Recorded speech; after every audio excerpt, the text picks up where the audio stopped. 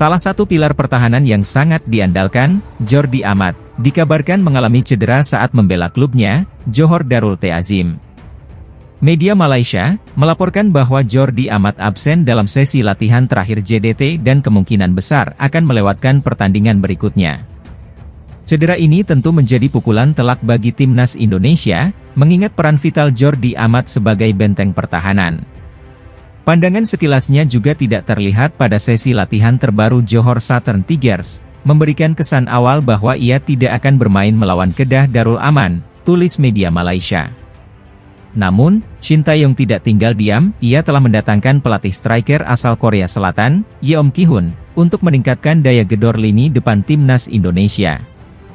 Dengan segala tantangan yang ada, timnas Indonesia tetap bertekad untuk memberikan yang terbaik di kualifikasi Piala Dunia 2026. Dukungan seluruh masyarakat Indonesia sangat dibutuhkan untuk memotivasi para pemain agar mampu meraih hasil maksimal. Grup C, begitulah grup ini disebut, memang layak menyandang predikat grup maut. Dominasi Jepang, Australia, dan Arab Saudi di kancah sepak bola dunia sudah tidak perlu diragukan lagi. Jadwal padat menanti skuad Garuda. Babak ketiga kualifikasi akan berlangsung mulai 5 September 2024 hingga 10 Juni 2025. Laga perdana akan menjadi ujian sesungguhnya bagi anak asuh Shin Tae-yong saat mereka berhadapan dengan Arab Saudi. Keyakinan tinggi diungkapkan oleh Abdul Musawir, mantan pemain timnas Indonesia tahun 2012, terhadap skuad Garuda yang akan bersaing di grup C ronde ketiga kualifikasi Piala Dunia 2026. Menurut pria berdarah Aceh ini, timnas Indonesia saat ini adalah yang terbaik di Asia Tenggara, dan tak heran mampu lolos ke fase ketiga kualifikasi Piala Dunia. Indonesia berada di grup C bersama Jepang, Australia, Arab Saudi, Bahrain, dan Cina. Meskipun lawan-lawan ini sangat berat, Musawir optimis dengan kualitas yang dimiliki timnas. Penampilan timnas sekarang ini sangat luar biasa, baik dari segi kualitas pemain muda maupun pemain keturunan, ungkap Musawir. Dengan komposisi pemain yang ada, saya yakin timnas bisa bersaing di grup C. Indonesia akan memulai perjuangannya di Riyadh melawan Arab Saudi pada 5 September, kemudian menjamu Australia di Jakarta pada 10 September. Abdul Musawir berharap para pemain mampu merealisasikan strategi Shin Tae-yong dan terus melanjutkan torehan sejarah untuk lolos ke Piala Dunia.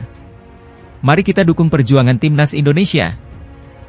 Skuad Garuda sukses melenggang ke putaran ketiga sebagai runner-up grup F di putaran kedua kualifikasi Piala Dunia 2026 zona Asia. Tim asuhan Shin Tae-yong tersebut mampu menyingkirkan Vietnam dan Filipina di grup F, mengiringi langkah Irak yang meraih poin sempurna dari 6 pertandingan di grup tersebut, yaitu 18 poin. Skuad Garuda selalu kalah ketika bertanding kontra Irak, dan yang terbaru adalah pada Juni lalu di Stadion Utama Gelora Bung Karno, dengan skor 0-2. Di putaran ketiga, lawan-lawan yang bakal dihadapi akan lebih berat, yaitu Arab Saudi, Australia, Jepang, Bahrain, dan Cina. Dalam laga itu, skuad Garuda tidak akan diperkuat oleh dua bek tengah bintangnya, yaitu Jordi Amat dan Justin Hubner. Dengan ketiadaan dua bek tengah ini, praktis Shin Tae-yong hanya memiliki Rizky Ridho dan Jay Itzes sebagai garansi starter untuk laga kontra Arab Saudi, mempertimbangkan Elkan Bagot masih tidak dipanggil oleh sang pelatih untuk bulan depan. Namun, pelatih asal Korea Selatan itu biasanya menggunakan 3 bek dalam permainannya. Meskipun masih ada Muhammad Ferrari dan Komang Teguh yang berpotensi dilirik, Shin Tae-yong mungkin akan memilih opsi lain. Timnas Indonesia versus Australia dijadwalkan tanding pada 10 September 2024 mendatang. Jelang laga ini, Shin Tae-yong menambah kekuatan dalam staf kepelatihan. Shin Tae-yong merekrut asisten pelatih baru bernama Yeom Ki-hun. Pelatih yang juga berasal dari Korea Selatan itu difokuskan untuk memoles lini serang timnas Indonesia. Yeom Ki-hun akan bergabung dengan timnas Indonesia yang dipimpin pelatih Shin Tae-yong sebagai seorang pelatih striker, tulis laporan Chosun Sports.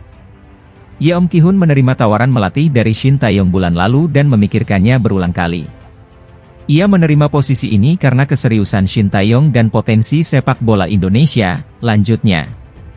Ternyata setelah skuad Garuda menambah kekuatan, Australia tidak mau kalah. The Socceroos mengumumkan asisten pelatih baru yang akan membantu Graham Arnold.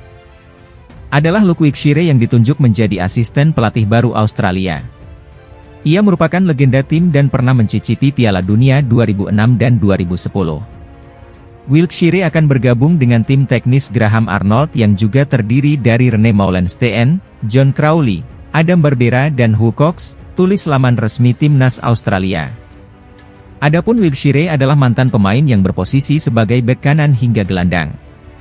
Ia tercatat sudah tampil 80 caps bersama Australia.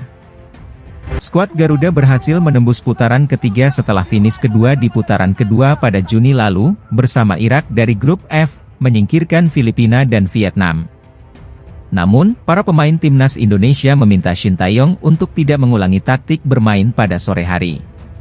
Hal ini terkait pengalaman laga kontra Irak yang dimainkan jam 4 sore di Stadion Gelora Bung Karno, Jakarta. Shane Patinama, Tom Haye, dan Ivar Jenner menyampaikan keluhan mereka bahwa cuaca sore hari yang panas justru menyulitkan performa mereka. Shane Patinama berkata, ini laga yang dimainkan jam 4 sore, jadi benar-benar menyulitkan. Cuacanya benar-benar, Anda tahu, tidak menguntungkan. Tom Haye menambahkan, harus saya akui, itu tidak nyaman. Kita sudah cukup lama di sini untuk persiapan. Jadi saya tahu apa yang akan saya hadapi. Saat sudah sepanas itu, dan kita bermain jam 4. Wajah saya jadi merah sekali, karena panas, saya menyadari itu.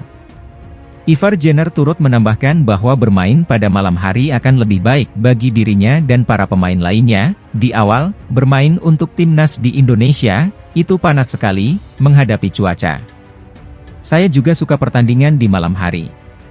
Pertandingan di malam hari itu jauh berbeda. Putaran ketiga kualifikasi Piala Dunia 2026 zona Asia akan digelar pada September mendatang. Indonesia akan membuka laga dengan bertandang ke Jeddah untuk menghadapi Arab Saudi, sebelum menjamu Australia di SUGBK pada partai kedua. PSSI memastikan tim nasional Indonesia akan tetap menggunakan Stadion Utama Gelora Bung Karno, Jakarta, untuk menjalani laga kandang pertama duel putaran ketiga kualifikasi Piala Dunia 2026 kontra Australia, 10 September mendatang. Awalnya, PSSI merencanakan untuk membawa Marcelino Ferdinand dan kawan-kawan berkandang di Stadion Gelora Bung Tomo, Surabaya, Jawa Timur, pada game melawan Australia. Itu disebabkan rencana kunjungan Paus Fransiskus ke Jakarta, 3 hingga 6 September mendatang. Tempat berubah. Laga putaran 3 kualifikasi FIFA World Cup 2026 akan dimainkan di Stadion Gelora Bung Karno di Jakarta, tulis Takarir unggahan akun Socceroos yang menampilkan foto lanskap SUGBK dan skuad Australia. Arya Sinulinga, merespons unggahan Socceroos itu dengan menyebut bahwa PSSI dalam beberapa hari terakhir telah melakukan koordinasi intens dengan Pusat Pengelolaan Komplek Gelora Bung Karno selaku pengelola SUGBK. Kami mengajukan SUGBK ke AFC sehingga Australia dapat info perubahan lokasi laga, itu dari AFC. Kami juga sudah lakukan kunjungan ke GBK kemarin, Senin, untuk melihat perkembangan rumput. Kabarnya, PPGBK mencari rumput tertentu untuk bisa dipakai secepatnya untuk pertandingan putaran ketiga, ujar Arya. Lebih lanjut, keinginan PSSI kembali ke SUGBK tidak lepas dari kapasitas besar stadion terbaik di Indonesia itu.